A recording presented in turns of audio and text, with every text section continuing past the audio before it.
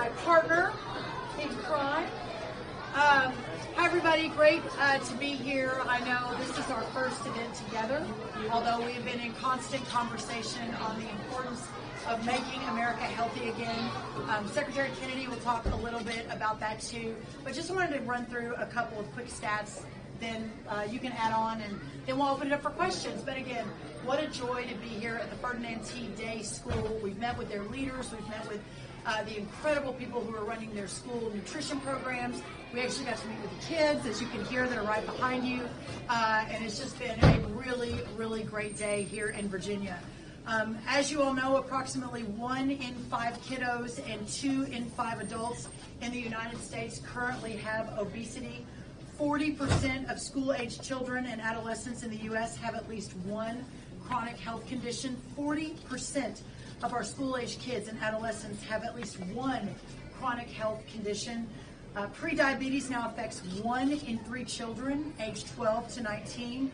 This chronic disease crisis is the greatest contributor to the United States healthcare costs, comprising 90% of our expenditures, according to the CDC. Very little research so far, this is about to change, very little research goes to understanding the root cause of disease, specifically in the relation between food and chronic disease. 80% of medical schools to this day, 80% do not require their students in medical school to take a nutrition class. Of course, I am the Secretary of Agriculture. My focus are our farmers and our ranchers. I believe so sincerely that our farmers are a massive part of the solution of what I just outlined. Our farmers, ranchers, and producers dedicate their lives to growing the safest, most abundant food supply in the world. And now we need to make sure that our kiddos, and especially in programs like this, have the opportunity to have access to that food. The final thing I'll say is, again, kudos to the incredible team at this school. I mean, look at the beautiful setup behind us. There's just so much, I think, we can do together when we're working across the federal government, with our state governors, with our local officials, and with the leaders in our schools. Thank y'all. Secretary.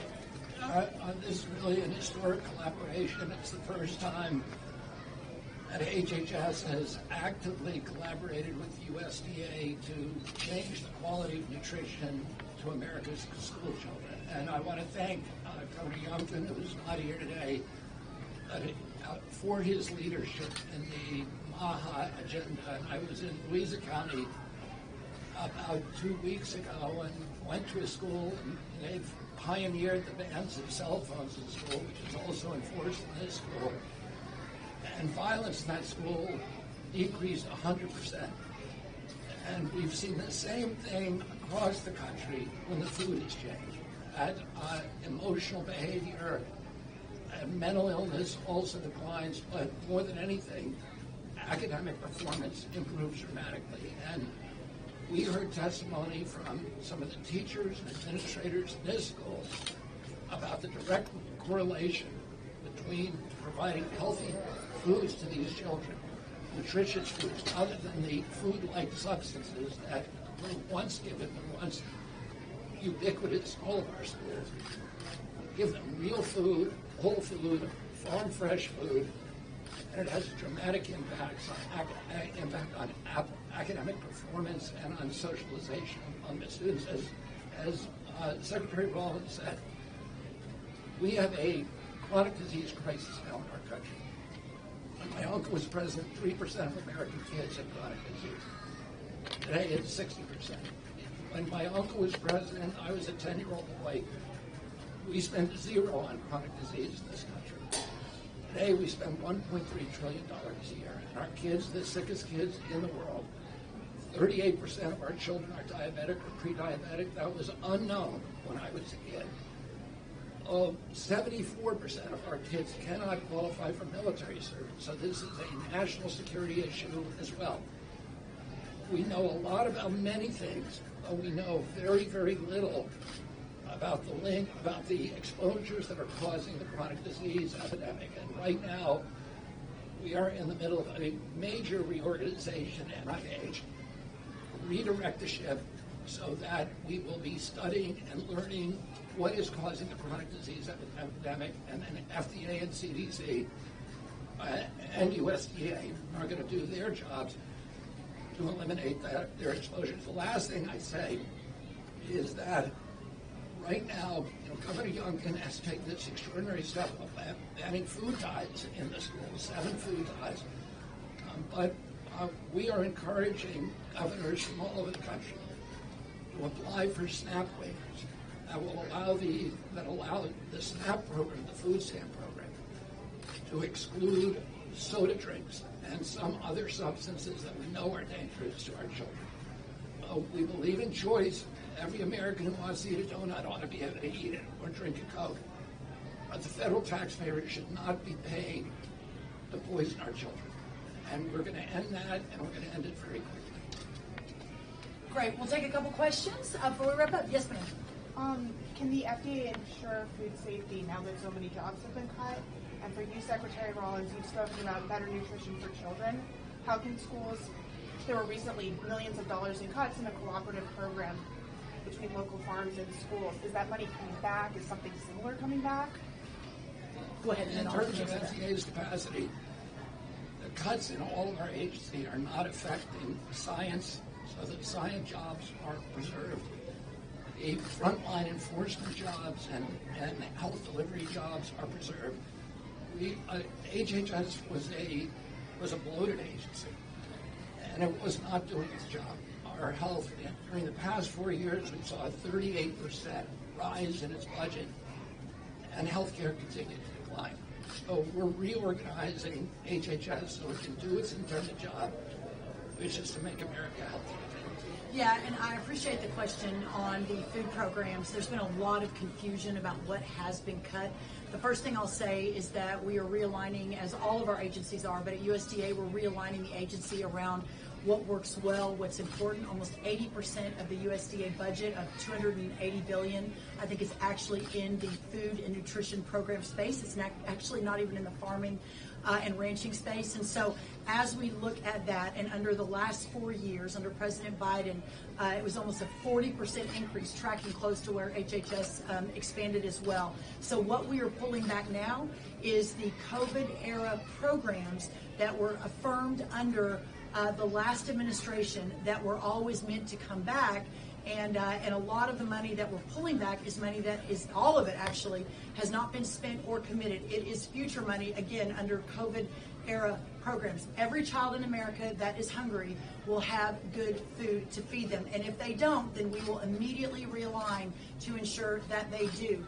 And the other thing I'd like to say is that the programs like today that are so inspiring, and watching these incredible kids, a lot of them from food-challenged families, that this is what we should be supporting at USDA. This is why we're realigning, so that the status quo that has been bloated by 40% in the last 4 years, that's not going to work anymore. That instead we need to realign around leaders like are part of this school that have completely rethought this and are doing such an amazing job, and moving farm fresh produce as much as is possible into the schools and into these kids as snacks and lunches.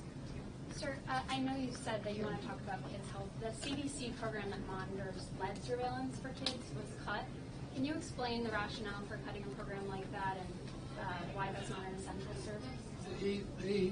There were some programs that were cut that are being reinstated. I believe that's one of them. Interesting. And do you know why it was cut to begin with? It was just all of these programs, all of the CDC, NIH, and CDC were not doing their jobs.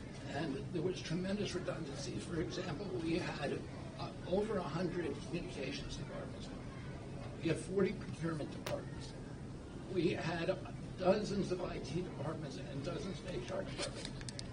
Most of the cuts are to those administrative sections, which are now consolidating or eliminating the redundancies. We're streamlining the agencies. We're going to make it work for public health, make it work for the American people. In the course of that, there were a number of instances where studies that should have not have been cut were cut, and we've reinstated them. Personnel that should not have been cut were cut. We're reinstating them, and that was always the plan. Part of the DOGE, we talked about this from the beginning, is we're going to do 80% cuts, but 20% of those are going to have to be reinstalled because we'll make mistakes. And one of the things that President Trump has said is that if we if we make mistakes, we're going to admit it, and we're going to remedy it. And that's one of the mistakes. When will that be Secretary relevant? Rollins, has the administration outlined any sort of bailout plan for farmers in light of the tariffs? Do you want to see the CCC fund replenished? Do you feel like there's urgency to do that? Are you communicating that to congressional leaders? Well, the first and most important thing about the tariff announcement yesterday is the president is effectuating his vision alongside his cabinet, who's there to deploy on realigning the American economy about what works for all Americans and bringing prosperity back to every corner of this country. There's no doubt, and as we saw in the last Trump administration under Sonny Perdue, who was the Secretary of Agriculture then, that there were a good number of our farmers and ranchers, especially in our row crops, that were at least immediately felt some economic consequence of those tariff decisions. And as a result, the USDA then set up a program that that sent money out to those farmers once they had proved that they had some economic consequences. So as of today, we don't know what those consequences will look like. In fact, it may be months before we really know, especially in the row crops. They are all being planted right now. This is planting season. We probably won't know until the summer or even early fall. Having said all of that, the answer is yes. We are setting up the infrastructure that if, in fact, we have some economic consequences in the short term to our farmers and perhaps our ranchers, that we will have programs in place to solve for that. You guys have both been really, really critical of ultra-processed foods, but as you're aware, much of what is served as the tens of billions of dollars we spend on school food programs is considered ultra-processed. You've praised what the states are doing. Are there any plans to update federal rules, or what are you looking at federally to try to tackle additives, dyes, processing in these meal programs? We're in the middle right now, very, very energetically revising the nutrition guidelines. The nutrition guidelines that were worked out during the Biden administration and that were supposed to be implemented on January 20th was a 453-page document that looked like it was written by the food processing industry. And we are going to come up with a document that is simple, that lets people know with great clarity what kind of foods their children need to eat, what kind of foods they can eat, and what's good for them, what's good nutrition. And we are collaborating with each other to make sure we get that out as quickly as possible. The other piece of that I'd like to say is that the idea of our founders' constitutional vision of the states being the laboratories of democracy, of real innovation happening there, that the federal government doesn't have the answer, nor should it, to every question, begs the larger policy discussion that we're already having with our governors across the country, both blue and red states. I am constantly in contact with several of the Democratic governors who really want to take a lead on this and have a great relationship with them. Of course, Governor Youngkin and his ag secretaries in the back, Matt Lohr. I mean, they have been wonderful. You were just with Governor Morrissey in West Virginia just a couple of days ago. So I think that the way we should all be thinking about this is as a partnership between the federal government, the states as the laboratories of innovation, local leaders, and then our school leaders. And I think once you see that, and I've seen this firsthand over many years, the states begin to compete with one another. And I think that the result of that will be, alongside us with the dietary guidelines and what we're doing at the federal level through both of our agencies, I think you'll see a new day in terms of how we think about nutrition and programs and how we move that out into the country. All right, thank you guys. We gotta go. Thank you so much. Thank you. Hey, They are subject to the tariffs.